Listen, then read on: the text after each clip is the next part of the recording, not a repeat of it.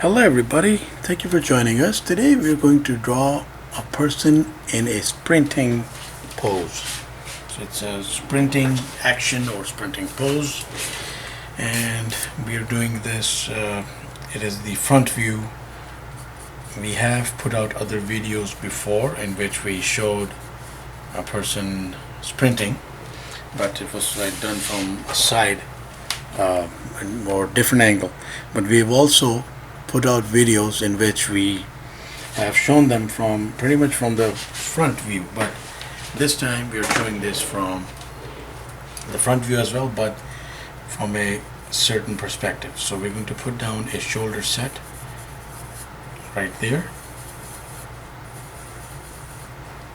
So let's say that that is the central line. Frame is very important, so we'll put the head down right here for now.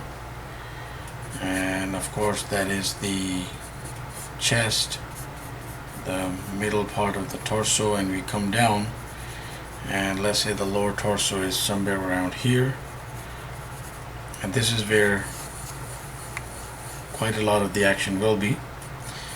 So we have to do some foreshortening as well. So we are doing 1, 2 and 3. And then let's put down a foot like that, and the other leg will go just like that for now. So there's the knee. So this is, it can be very convoluted when we get to putting this like right out. So we're going to try a few different options. So in the first option, let's say that like this part is, let's make this part stable and not like, have a bigger crunch going, because the crunch would really change the placement of the, like the central placement of the body itself. So that's the delt, outstretched back, and in a running action. So let's say, if we are envisioning a sprinter, so let's put one delt right there, and what we're going to do is put one arm to start off. Let's put one arm here and a fist right there, and one arm going right back. So we need a curvature like that, sharp, and there's a lot of foreshortening here, and the arm will round up like that. And we're going to put a frame around this to make this less confusing. And right there, the legs, since we already have some framework put in place, we're going to put the flesh right around the leg. So going right back that much. And then of course the shin and the calf right there. Going into the foot, let's say that we see the foot tilted like that, and we can see a little bit of the bottom of the foot, or we could even like bring it up like that, but I think it should work as we've put it. And then the other thigh right there, and that goes like that. Now let's actually fix the fist. So 1, 2, 3, 4, forearm, elbow, and there is the delt structure and the bicep. Thumb is right there, and then right here, according to whatever, well, we've given that kind of a streamlined muscle structure, and we will work with that for now. So there's the other closed fist. Could be open hands, and they work very well as well, or like they work quite well in these poses.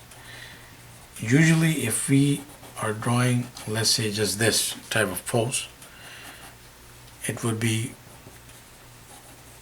good to just put the head like that, like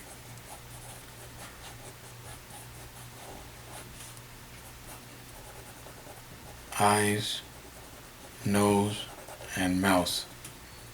And of course we can give all the grimacing and whatever expression we want to put in. But there's another thing that we can also like do with this. There's a few things actually that we can play around with, but we will try not to make this too messy. So we can also we can also do this. So really like stretch out the arm.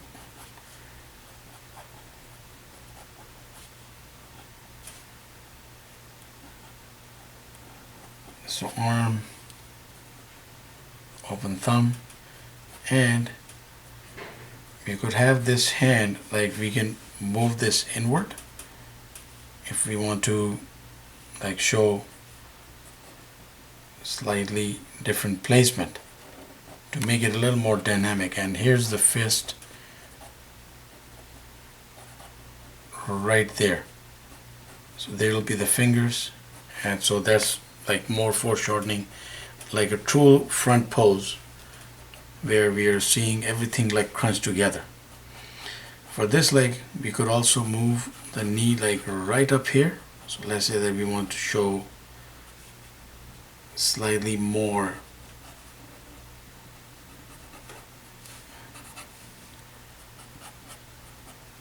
extreme action going, and we'll have the foot come right up there. And we could also show a bit of the other foot, the other leg, let's say. The knees there, and we could just show a hint of the other foot right around there if we want. So certain different things that we can play around with and make them work. I would not change the position of the head, it just works. So we'll grab ourselves a marker and just outline the very first position that we put in, because it's, if we Google images of athletes sprinting or person performing a sprint, we will see that. And also we can also put this thigh a little bit out if we want, and this will give some room here even for the foot to show again if we want, or we don't have to show it.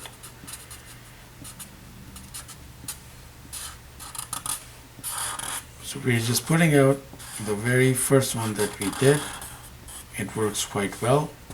It's quite practical, and it's very common to see such a sprinting action from that particular perspective. So we put out content every day, so please subscribe and keep in touch. Thank you for watching. Have yourself a wonderful day.